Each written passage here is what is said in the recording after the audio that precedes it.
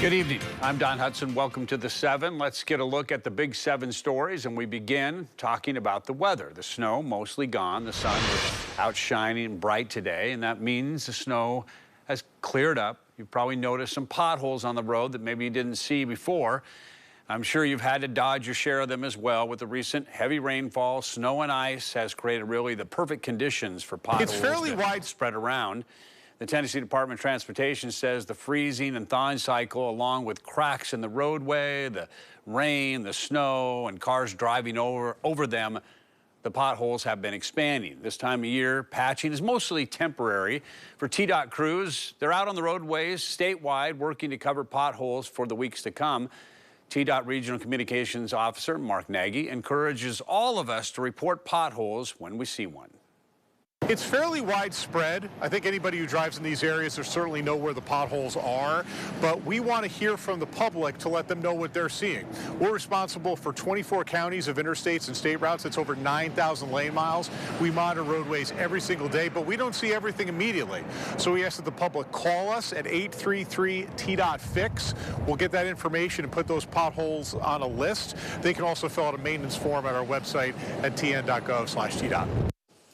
Now, TDOT crews have already started, again, to patch up some of these potholes. This is video taken today on State Route 90 in Campbell County. TDOT says crews will be patching potholes for weeks and weeks. This is only a temporary fix, though. The real patching and the real paving will happen when it warms up. Tennessee Highway Patrol was able to help hundreds of drivers during the past winter storm. Statewide, the department responded to nearly 200 crashes, assisted about 300 stranded motorists, addressed 45 abandoned vehicles.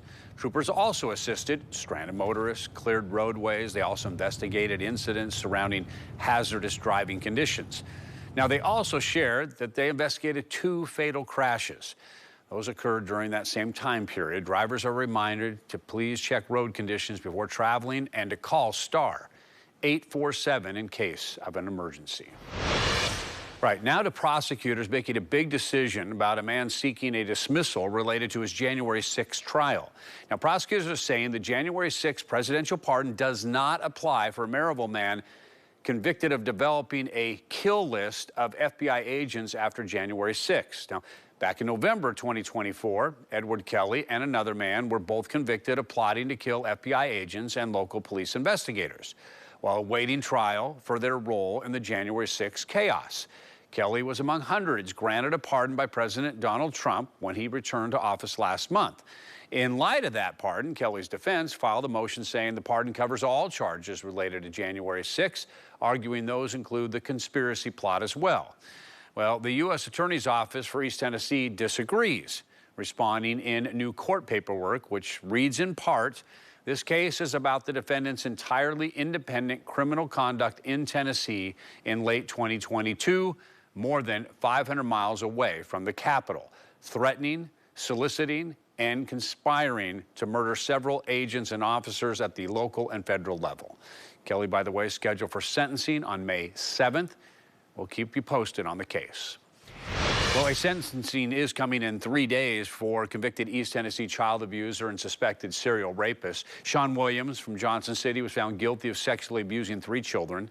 On Monday, Judge Ronnie Greer will sentence Williams on 3 child pornography-related counts and an escape count at the Greene County Courthouse.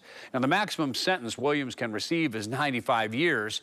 His attorney will be arguing for a 35-year term. Each count carries a 15-year minimum sentence and a 30-year maximum sentence. He also faces up to 5 years after being convicted of escape. Former federal prosecutor Corey Shipley says judges have some discretion within certain sentencing guides. The nature and the circumstances of the offense, promoting respect for the law, deterring future conduct, similar conduct, and sending a message to the community, that's what a judge will always take into consideration. But each judge has wide discretion. Now, Williams' attorney arguing his client's upbringing, which includes physical abuse, is a reason for a potential lesser sentence. Again, the sentencing scheduled for Monday at the Greene County Courthouse. A Blount County woman has died after her tent caught on fire near Townsend. The Blount County Sheriff's Office says that Julie Whetstone died Tuesday morning at UT Medical Center. The Sheriff's Office says Whetstone put kerosene in a wood-burning stove in her tent. The tent also had several propane heaters inside of it at the time.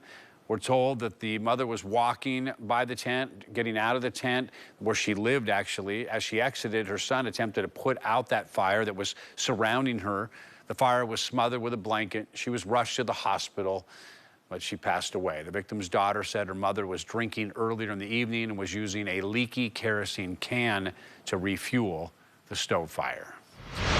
Right now to an update on a big house explosion that happened in West Knoxville. The Knox County Sheriff's Office has confirmed a propane leak caused the explosion that leveled the 6,000 square foot home on Blue Water Way. Now, the fire investigators report says the explosion was so intense, debris was found more than 150 feet away.